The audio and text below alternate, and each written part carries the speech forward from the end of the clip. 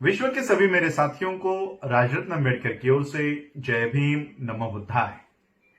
The बुद्धाइज धम्मा के 64वें भाग में एपिसोड 64 में आप सभी लोगों का स्वागत है। हम लोग द बुद्धाइज धम्मा के बुक 3 का अध्ययन कर रहे हैं। बुक 3 का टाइटल है what the Buddha taught. Buddha की शिक्षाएं क्या है, और इस बुक 3 के आखिरी पार्ट का हम अध्ययन कर रहे हैं, पार्ट 5। व्हाट इज सद्धम्म, सद्धम्म क्या है। और इस पार्ट के चौथे भाग की आज हम शुरुआत करने जा रहे हैं। चौथे सेक्शन की आज हम शुरुआत करने जा रहे हैं। चौथे सेक्शन का टाइटल है Dhamma to be Saddhamma must pull down all social barriers. Dhamma को अगर सद्धम्म होना है तो उसे सभी सामाजिक भेदभावों को नष्ट करना होगा। और इस सेक्शन के पहले चैप्टर की आज हम शुरुआत करने जा रहे हैं।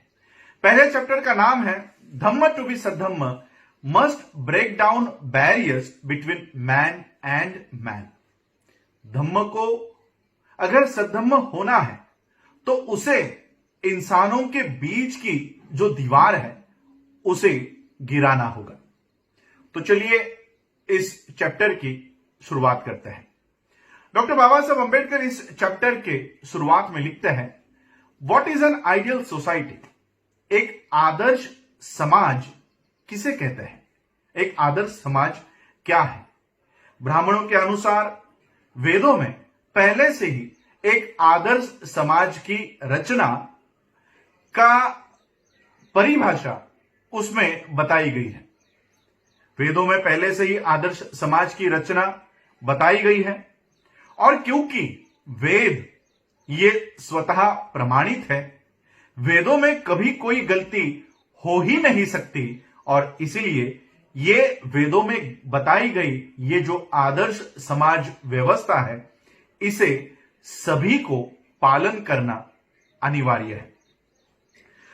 जो आदर्श समाज रचना वेदों में निर्धारित की गई है उसे चातुर्वर्ण का नाम दिया गया है। वेदों के अनुसार ऐसे समाज के 3 शर्तों को पूरा करना जरूरी है। ऐसे समाज में पहली शर्त, ऐसे समाज में 4 वर्ण होने चाहिए, ब्राह्मण, क्षत्रिय, वैश्य और शूद्र। दूसरी शर्त, दूसरा नियम, इन वर्गों का आपसी संबंध ये क्रमिक या श्रेणीबद्ध असमानता के सिद्धांत पर नियमित और आधारित होना चाहिए। आसान शब्दों में इन सभी वर्गों को एक दूसरे के समान नहीं होना चाहिए, बल्कि हैसियत में, स्थिति में, अधिकारों में और सुविधाओं के ऊपर एक दूसरे के ऊपर नीचे इन वर्गों को होना चाहिए। तीसरा, ब्राह्मणों का ये जो चातुर्वर्ण का तीसरी शर्त थी कि हर एक वर्ग को उसी व्यवसाय में लगा रहना चाहिए जो उसे निर्धारित करके दिया हो। ब्राह्मणों का पेशा था शिक्षा ग्रहण करना, पढ़ाना और धार्मिक संस्कार संपन्न करना। क्षत्रियों का पेशा था शस्त्र धारण करना और लड़ना। वैश्यों का व्यवसाय था व्यापार और कारोबार करना। शूद्रों का पेशा था ऊपर के तीनों वर्गों की सेवा करना, गुलामी करना। ब्राह्मणों को सबसे ऊपर रखा गया था, क्षत्रियों को ब्राह्मणों के नीचे लेकिन वैश्यों से ऊपर रखा गया था। वैश्यों को क्षत्रियों से नीचे लेकिन शूद्रों से ऊपर रखा गया था, और शूद्रों को सबसे नीचे रखा गया था। किसी भी वर्ग को दूसरे वर्ग के व्यवसाय पर अतिक्रमण करने का अधिकार नहीं था। आदर्श समाज के इस सिद्धांत को ब्राह्मणों ने सही ठहराया और लोगों में इसका प्रचार किया। इन सिद्धांतों के प्राण, सोल स्पष्ट रूप से असमानता के ऊपर आधारित था। ये सामाजिक असमानता विश्व के विकास के साथ या ऐतिहासिक विकास का परिणाम नहीं था। असमानता ये ब्राह्मणों का अधिकृत मत और सिद्धांत था। तथागत बुद्ध ने इस सिद्धांत का, इस जाति व्यवस्था और असमानता का जड़ मूल से तथागत बुद्ध ने इसका विरोध किया। तथागत बुद्ध ये जाति व्यवस्था के सबसे शक्तिशाली विरोधक थे और समानता के सबसे कट्टर समर्थक थे। जातिवाद और असमानता के पक्ष में जितने भी तर्क किए जाते, बहस की जाती, तथागत बुद्ध हमेशा उन तर्कों का, उस बहस का विरोध किया करते थे। तथागत बुद्ध ने ऐसा कोई प्रसंग नहीं होगा जहां पर तथागत बुद्ध ने जाति व्यवस्था और असमानता का विरोध नहीं किया हो। कई सारे ब्राह्मण ये तथागत बुद्ध से इस विषय में उनको चुनौती देते थे। तथागत बुद्ध से वो वाद विवाद करने आते थे, लेकिन तथागत बुद्ध हर बार ब्राह्मणों की बोलती बंद करवा देते थे। ऐसी एक कथा अस्सलायन सुत्त में नमूद है, जिसमें सभी ब्राह्मणों ने मिलकर अस्सलायन नाम के ब्राह्मण को तथागत बुद्ध के पास तथागत बुद्ध के जाति व्यवस्था और असमानता के विरोध में उनके जो मत थे उन पर वाद विवाद करने के लिए भेजा था। अस्सलायन नाम का ब्राह्मण बुद्ध के पास आया और ब्राह्मणों की श्रेष्ठता का पक्ष तथागत बुद्ध के सामने इस अस्सलायन नाम के ब्राह्मण ने प्रस्तुत किया। उसने कहा कि हे गौतमा, ब्राह्मणों का ऐसा मानना है कि केवल ब्राह्मण ही उच्च वर्ग के हैं, बाकी सारे वर्ग ये नीच है, ये निचले वर्ग के हैं। केवल ब्राह्मण ही सवर्ण है, बाकी सारे वर्ग के लोग ये काले वर्ण के हैं। पवित्रता या शुद्धता ये केवल ब्राह्मणों में ही पाई जाती है, ये केवल ब्राह्मणों में ही है, गैर ब्राह्मणों में नहीं है। ब्राह्मण ही ब्रह्मा की वैध संतानें हैं, जायज संतानें हैं, ब्रह्मा के मुख से पैदा हुई है, ब्रह्मा की निर्मिति है, ब्रह्मा के वंशज है और ब्रह्मा के उत्तराधिकारी है। गौतम का इस पर क्या मत है? गौतम का इस पर क्या कहना है? तथागत बुद्ध ने जवाब दिया कि हे अस्सलायन, क्या ब्राह्मणों की स्त्रियां, ब्राह्मण स्त्रियां, इनका ऋतुस्राव नहीं होता? क्या वो गर्भधारण नहीं करती? क्या वो संतानों को जन्म नहीं देती? इसके बावजूद भी क्या तुमने जो भी कुछ कहा है उसे, अगर तुम उसे मानते हो तो तुम वैसे ही किसी औरत या किसी स्त्री के पेट से नहीं जन्मे हो जैसे बाकी के लोग जन्मे हैं? तथागत बुद्ध के जवाबों से अस्सलायन पर तथागत बुद्ध ने विजय प्राप्त किया। अस्सलायन के पास तथागत बुद्ध के इन सवालों का कोई जवाब नहीं था। तथागत बुद्ध ने आगे जाकर अस्सलायन से एक और प्रश्न पूछा।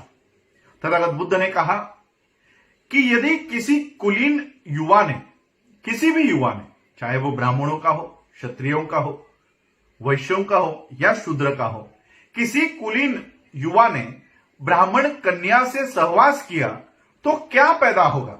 कोई जानवर या कोई इंसान? अस्सलायन के पास इसका भी कोई जवाब नहीं था। जहां तक नैतिक विकास के संभावना की बात थी, क्या इस देश में सिर्फ वो ब्राह्मण ही है जिसमें यह नैतिक विकास हो सकता है और बाकी के 3 वर्गों में यह नैतिक विकास नहीं हो सकता? तथागत बुद्ध ने पूछा। तथागत बुद्ध ने पूछा जिनमें यह विकास हो सकता है, क्या बाकी किसी के दिल में, तीनों वर्गों के, बाकी के 3 वर्गों के दिल में क्या प्रेम उत्पन्न नहीं हो सकता? क्या जिस किसी के दिल में नफरत नहीं है, जिस किसी के दिल में, जिस किसी ने दुष्ट कर्म नहीं किए हैं, क्या उसके दिल में प्रेम उत्पन्न नहीं हो सकता? अस्सलायन ने कहा कि ऐसा नहीं है, सभी 4 वर्णों के दिलों में प्यार प्रेम उत्पन्न हो सकता है, वो ऐसा कर सकते हैं। तथागत ने पूछा, अस्सलायन, क्या तुम जानते हो कि योन और कंबोज देश में और अन्य पड़ोसी देशों में सिर्फ 2 वर्ग ही रहते हैं, सिर्फ 2 वर्ग रहते हैं, मालिक और गुलाम। एक मालिक कभी भी गुलाम बन सकता है और एक गुलाम कभी भी मालिक बन सकता है। अस्सलायन ने कहा, हां, मैंने सुना है। तथागत बुद्ध ने कहा कि अगर तुम्हारा चातुर्वर्ण ये आदर्श समाज व्यवस्था इसे मानते हो तो पूरा विश्व इससे सहमत क्यों नहीं है? तो ये आपका चातुर्वर्ण वैश्विक क्यों नहीं है? अस्सलायन के पास इसका कोई जवाब नहीं था। अस्सलायन अपनी जाति और असमानता के सिद्धांत के पक्ष में किसी भी मुद्दे पर समर्थन नहीं कर पाया। उसकी बोलती बंद हो गई और अंत में वो बुद्ध का शिष्य बन गया।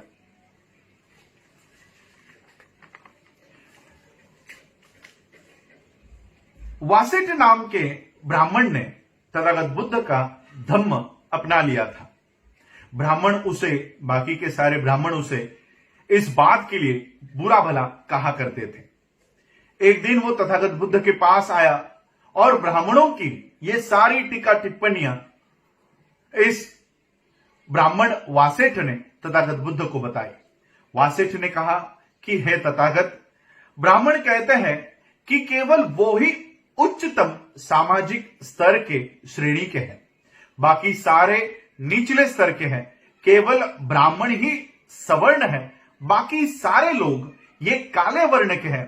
केवल ब्राह्मण ही ब्रह्मा की असली संतान है, उनके वंशज हैं। केवल ब्राह्मण ही अच्छे नस्ल के हैं, शुद्ध नस्ल के हैं, गैर ब्राह्मण नहीं है। केवल ब्राह्मण ही ब्रह्मा के मुख से पैदा हुए हैं, उसके वंशज है, उसके उत्तराधिकारी है, उसके द्वारा निर्मित है। जहां तक तुम्हारा सवाल है, तुमने इस उच्चतम श्रेणी का त्याग किया है और निचले वर्ग के सिर मुंडे श्रमणों के साथ असभ्य काले वर्ण के लोगों की संगति तुमने की है। ऐसा व्यवहार उचित नहीं है और अच्छा नहीं है। ऐसा ये क्या है जो तुमने उच्चतम वर्ग का त्याग करके उन निचले वर्ग में शामिल हो गए हो? तुम उन गवारों में, सिर मुंडो श्रमणों में, काले वर्ण के लोगों में जो हमारे एड़ियों से पैदा हुए हैं, उनमें शामिल क्यों हो गए हो? ऐसा ये सारे ब्राह्मण मुझे कोसते हैं, बुरा भला कहते हैं। इन शब्दों में हे तथागत, वो मुझे गालियां देते हैं, मुझे बहुत कोसते हैं। तथागत ने कहा, निश्चय से ही ब्राह्मण अपने प्राचीन विद्या भूल गए हैं। इसके विपरीत ब्राह्मणों की स्त्रियां अन्य स्त्रियों जैसे ही बच्चों को जन्म देती है, उनका पालन पोषण करती है। इसके बावजूद भी अगर ब्राह्मण ये दावा करते हैं कि वो ब्रह्मा के मुख से पैदा हुआ है, ब्राह्मण ही ब्रह्मा की असली संतान है, उनके वंशज है, उनके उत्तराधिकारी है, उनसे ब्रह्मा से निर्मित है, तो ऐसा कहने से वो ब्रह्मा का मजाक ही उड़ाते हैं। तथागत बुद्ध ने ये उस ब्राह्मण वासिष्ठ को ये बातें बताई। एक बार ब्राह्मण यसुकारी नाम का ब्राह्मण बुद्धा के पास 3 सवालों के ऊपर वाद विवाद करने के लिए पहुंच गया। पहला प्रश्न उसने उठाया जो व्यवसायों के हमेशा के लिए किए गए विभाजन से था। उस व्यवस्था के पक्ष में उसने कहा, ब्राह्मणों का कहना है कि क्योंकि वो सबसे श्रेष्ठ है, वो किसी की सेवा नहीं करेंगे। सभी लोगों का जन्म केवल उनकी सेवा करने के लिए ही हुआ है। इस पर तथागत बुद्ध का क्या कहना है? हे तथागत, सेवा 4 भागों में ब्राह्मणों ने विभाजित की गई है। ब्राह्मणों की सेवा, क्षत्रियों की सेवा, वैश्यों की सेवा और शूद्रों की सेवा। क्योंकि शूद्रों की कोई सेवा नहीं कर सकता, इसलिए शूद्रों की सेवा सिर्फ शूद्र ही करेंगे। इस पर तथागत बुद्ध का क्या कहना है, क्या मत है? तथागत बुद्ध ने प्रश्न पूछकर अपना जवाब दिया। तथागत बुद्ध ने इस यसूकारी ब्राह्मण से पूछा, क्या यह पूरा विश्व ब्राह्मणों के इन 4 व्यवसायों के विभाजन को मानता है? क्या पूरा विश्व ब्राह्मणों के इन व्यवसायों को, इन सेवाओं की विभाजन से सहमत है? यसूकारी ने कहा, जहां तक मेरा सवाल है, न तो मैं ये कहता हूं कि सारी सेवा करनी चाहिए, न तो मैं ये कहता हूं कि सारी सेवा नहीं करनी चाहिए। अगर कोई सेवा करने से किसी के स्थिति में अच्छे बदलाव होते हैं, उसमें अच्छाई उत्पन्न होती है, तो उसे वो सेवा करनी चाहिए। अगर किसी के परिस्थिति में बुरे बदलाव होते हैं, उसकी परिस्थिति बुरी होती है या वो इंसान बुरा बनता है, तो उसे ऐसे सेवा करने से अस्वीकार करना चाहिए। तथागत बुद्ध ने कहा कि यही वो मार्गदर्शक विचार है जो ब्राह्मण, क्षत्रिय और वैश्य और शूद्रों के सेवा निश्चित करते समय करना चाहिए। हर एक इंसान को वो सब काम करने से अस्वीकार करना चाहिए जिससे उसकी स्थिति बुरी होती हो। हर एक इंसान को वो सब काम करने चाहिए जिससे उसकी परिस्थिति बेहतर होती हो। यसूकारी ब्राह्मण का अगला सवाल था कि इंसान की स्थिति या दर्जा तय करते समय उसके वंश परंपरा का भी विचार क्यों नहीं किया जाना चाहिए?